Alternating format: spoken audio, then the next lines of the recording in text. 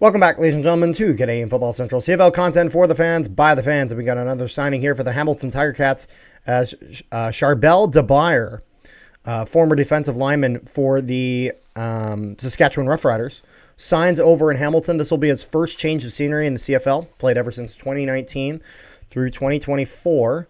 Although in 2025, did he just not play in 2025? Give me one second. He suffered a knee injury during training camp last year. Oh, yeah. He was on the 6th game last year. He was on the 6th game for the entire season.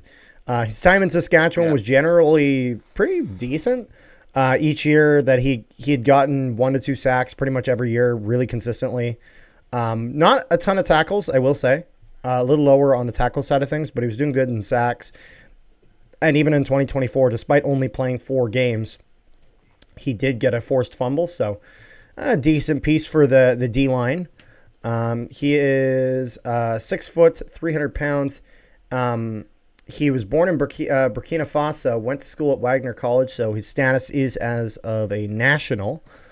And then it's funny because I see here that he has 2 kickoff returns. I'm a little confused by that. They had him returning kicks as a D lineman? That is. I mean, if they're kicking short kicks, I guess maybe. Interesting. No, I just onside kicks. Obviously, if the ball comes to you, you're gonna pick it up. Oh, I know. I find. Yeah, I get. That's got to be what that is. Then I have to imagine. Sorry, I saw that and I'm like, that's so interesting. But yeah, defensively, it was a decent piece for them. At his time at playing college. In 2015, he played JUCO for NM Military Inst. Not sure what that is, but it doesn't have any stats on that for on his football database page. But during his time at Wagner, if you look at his last season, he got 26 defensive tackles with half of a sack, whereas his year prior, in his junior year, he got 1.5 sacks with 22 tackles for just his 3 starts out of the 11 games that he had played. So he was okay in college, and that kind of brought him to the CFL. He was under contract even through the 2020 season. However, again, because the CFL did not play that season, it didn't end up happening. So an interesting piece to add to the Ticats. I'm really unsure where they're going to put him.